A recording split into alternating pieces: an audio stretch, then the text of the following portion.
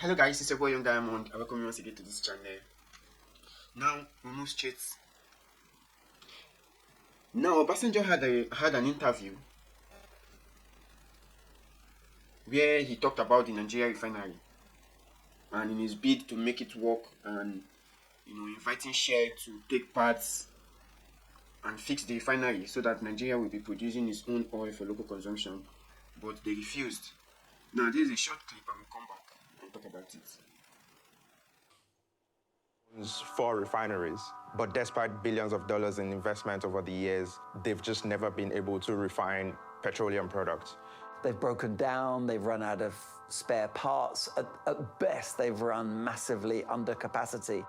And when I was president, I invited Shell and I said, look, come and take equity participation and run our refineries for us. They refused. He said our refineries have not been well maintained. We have brought amateurs rather than bring professionals. He said there's too much corruption with the way our refinery is run and maintained, and they didn't want to get involved in such a mess. We've seen the video. Nigeria has been on it for a very long time, to get its refinery working, but all to no avail. Now, this remark came from him as a result of the interview he granted. Because Nigeria has 3 refineries. One in Port Harcourt, Warri, and Kaduna refinery. And from time immemorial, that refinery has been down for so many years.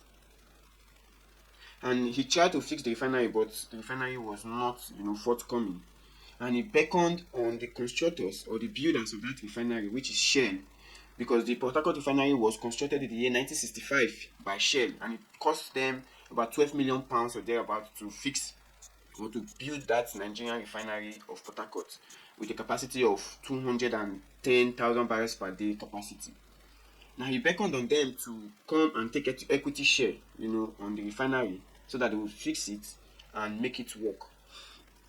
But he said they refused. That the refinery is poorly managed and is being managed by amateurs, and the corruption is too much for them to get involved with. Now this is what we'll be talking about.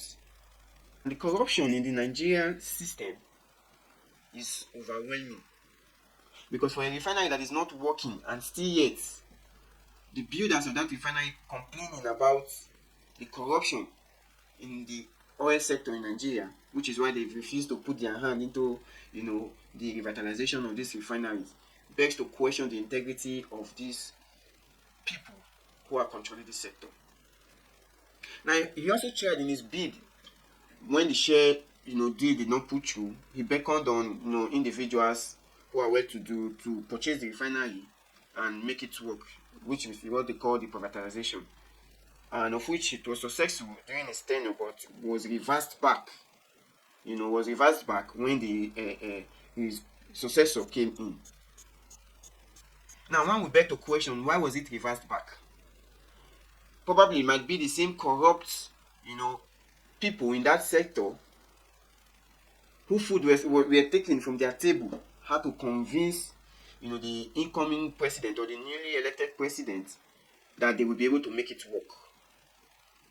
And his statement when he met with President Musa Yar'Adua, said that was what he told him, that NNPC could make the refinery work. They've not been able to make it work for the past 8 years of his previous tenure. Now they are convincing the new president that they will make it work. And it's working up to now. In retrogression. So Nigeria has been going through all this, not only in the oil sector, but also other sectors are also being hijacked, by people who are not willing to let go. Which is why when Dangote came up with his own refinery, he has been fought front and back just to make sure they continue with their scheme. NNPC, who is the sole importer-exporter of the Nigerian crude, has been a failure to the Nigerian system.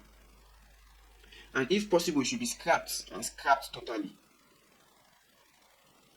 Because from its inception, He has not been living up to performance.